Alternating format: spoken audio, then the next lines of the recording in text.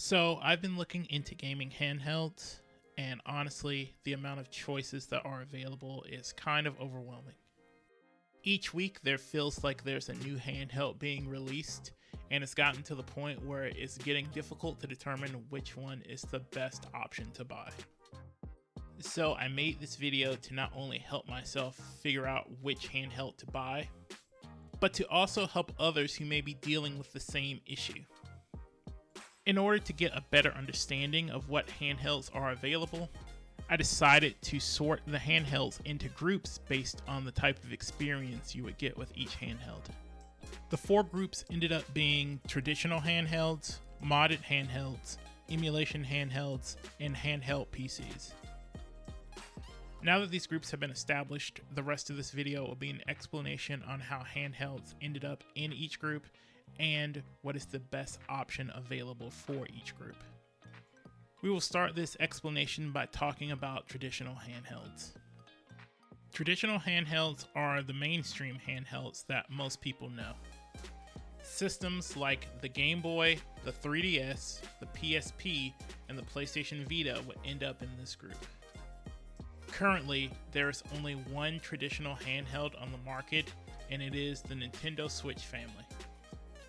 You don't need me to explain what the Nintendo Switch is.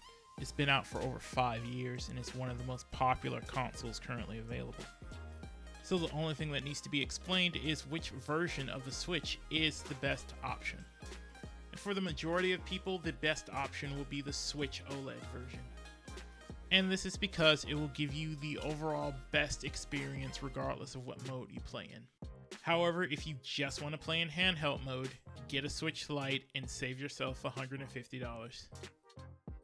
Now, before we're done talking about the Nintendo Switch, we have to acknowledge the influence the Switch has on every other handheld in the industry currently. No matter what group a handheld is in, the question still has to be asked what benefits it gives you over the Nintendo Switch. It is for this reason that I will be comparing every other handheld to the Switch. Because no matter what those other handhelds may offer, if they cannot match the value of the Switch, they really are not worth your time in the current market. With that said, let's move on to the next group of handhelds, the modded handhelds. Modded handhelds are mainstream handhelds that have been modified in some way to increase their capability and value. While all mainstream handhelds have been modded in some way, in 2022, the ones you want to pay the most attention to are the Nintendo 3DS and the PlayStation Vita. With these being the mainstream handhelds of last generation, the modding scene for both is still relatively fresh, with new updates being released constantly.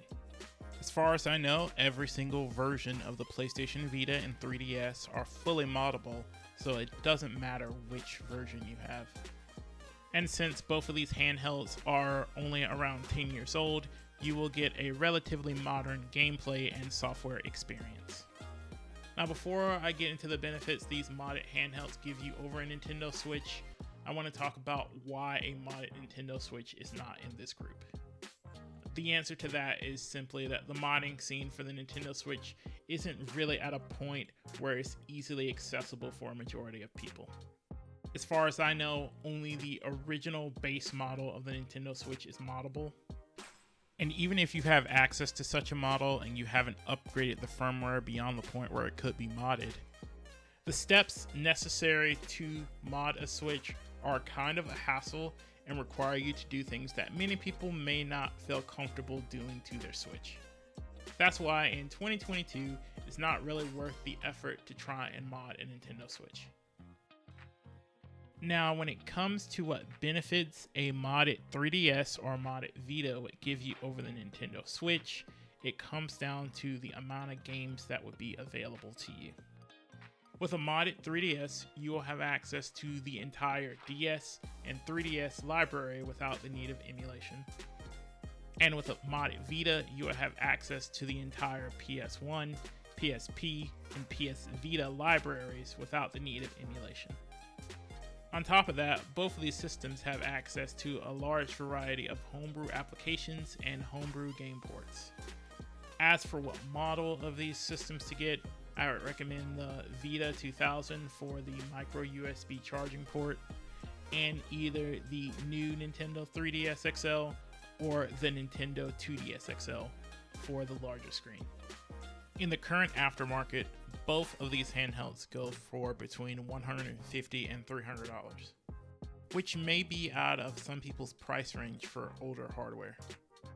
But if you happen to have one of these handhelds laying around in a drawer somewhere, it is well worth your time to mod it to increase its usability and value.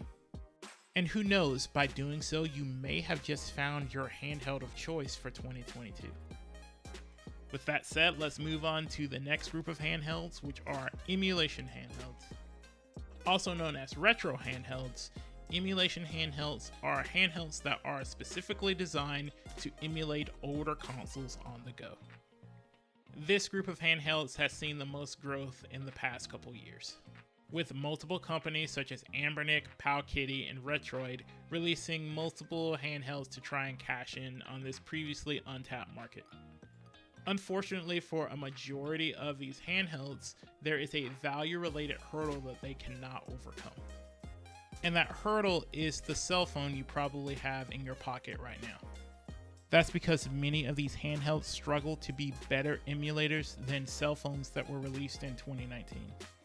And yes, there is an argument to be made that these handhelds give you an entirely different experience compared to a cell phone. However, that argument does not excuse the amount of hardware, software, and user experience issues that many of these handhelds have, especially when you consider the asking price of many of these handhelds. It is with those issues in mind that it becomes difficult to even choose one of these handhelds to recommend. Even the Retroid Pocket 2 Plus, which is the best emulation handheld under $100, is difficult to recommend. And this is because of reports of hardware and build quality issues. So to anyone who is thinking of getting an emulation handheld, I would first recommend you try one of the premium mobile controllers like the Game Sir X2 or the Razer Kishi. Now, for those who feel the cell phone solution is not what they're looking for, there is one emulation handheld I can recommend. And that would be what seems to be the premier emulation handheld of the year, the AYN Odin. With its ability to match all but the most powerful cell phones, and the pretty reasonable asking price of $300, the Odin Pro is the best emulation handheld currently available. When it comes to emulation, the Odin Pro can reach the very peak of what is available in Android-based emulation at this point. In terms of ergonomics and build quality, it is comparable to the Switch Lite, if not slightly better due to the use of better materials to build the body and a built-in grip. It has the ability to play most games in the Google Play Store, alongside the ability to map the controls to on-screen buttons. And on top of all of that, it can be used as a game streaming device with Xbox Game Cloud, Stadia, and GeForce Now. As long as there are no hardware issues, the Odin Pro is shaping up to be one of the best handhelds available this year. And so finally, we come to the comparison of the Odin Pro versus the Nintendo Switch. And it is the closest matchup of any of the handhelds available this year.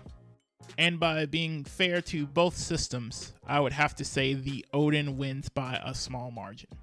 This is because the amount of games you can play on the Odin compared to the Nintendo Switch cannot be ignored. To put it into perspective, the Odin Pro can emulate nearly every game released before 2005. This is on top of all the games in the Google Play Store and emulating some 3DS games. This is frankly absurd for something that only costs $300. The Odin Pro has completely redefined what gaming looks like in its price range, and if it wasn't for the imminent release of the Steam Deck, it would probably be the handheld of the year. So with that said, we will now move on to the final group, which are handheld PCs. While the handheld PC market did exist before the Steam Deck, there never was really anything that important worth talking about. This is because handheld PCs were absurdly expensive with questionable price to performance ratios. Most handheld PCs could not match the performance of gaming laptops in similar price ranges, which made handheld PCs an enthusiast product for those who are willing to take a performance hit in order to play PC games in a handheld form factor. However, all that changed when Valve announced the Steam Deck. Priced between $400 and $650, the Steam Deck promised to be a handheld PC that was more affordable and powerful than any that had been released before. And with its release imminent, everything is pointing to that being absolutely true. Unless the Steam Deck releases to be a spectacular failure, there are only a few reasons to even talk about the other handheld PCs. The main one would be the availability of the Steam Deck. Currently, it is unknown how many Steam Decks will be available in 2022, especially if you didn't pre-order one. So for those who still want a handheld PC experience but will not be able to get a Steam Deck this year, I will briefly talk about the other options. Now, your two main options will be the Aya Neo and the One X Player. These two handheld PC brands have been growing slowly for the past few years with reliable but expensive handhelds. While there are multiple models available, I believe the ones that will compete with the Steam Deck are the Aya Neo Next and the One X Player Mini. These handhelds should have similar performance to the Steam Deck, however it is unclear how similar due to the fact that these are Windows-based handhelds while the Steam Deck is a Linux-based handheld. Another point of comparison with these devices to the Steam Deck is game compatibility. Game compatibility on the Steam Deck is still somewhat of a mystery at this point, with the only assumption being that any game that has controller support on Steam will work with the Steam Deck. On the other hand, game compatibility with the Aya Neo and the One X Player is pretty standard since they are just Windows devices. As long as a game has controller support in some way, it will work with these handhelds. Now, one thing all handheld PCs, including the Steam Deck, have to deal with is their ergonomics. Handheld PCs are generally bulky devices, with each of them weighing close to 1.5 pounds and being over 10 inches long. With most people not used to a handheld weighing so much, there will probably be an increase in the amount of strain that is placed on someone's arm, wrists, and hands. However, because everyone's hands are different, your mileage may vary on this issue. And with that, that's really all there is to handheld PCs. While other handheld PCs do exist, for most people, the only one that matters is the Steam Deck. When it comes to comparing the Nintendo Switch to the Steam Deck wins. While they are both great devices, the Steam Deck is powered by the PC gaming ecosystem, which is far superior than the Switch's ecosystem. And with that, we come to the end of the discussion on handheld PCs and the end of the explanation of the 4 handheld groups. And at the end of this discussion, we are left with 6 different handhelds to choose from. And those handhelds are a Switch, a modded PlayStation Vita, a modded 3DS, a cell phone with a game controller, the AYN Odin Pro, and the Steam Deck. All 6 of these handhelds will be a fantastic option for someone out there based on what they're looking for. And while I have my own feelings as to which one of these handhelds will be the best handheld for this year, it is ultimately up to you to decide which one will be the best for you. Hopefully this video has helped you figure out which handheld you wish to buy this year, or at the very least has given you the information you need to make a better decision on handhelds. If you liked this video, please click the like button. If you want to see more of my content, please click the subscribe button. And if you want to support me, you can click the description for ways to do so. I hope this video was helpful and that you have a nice day. Thank you.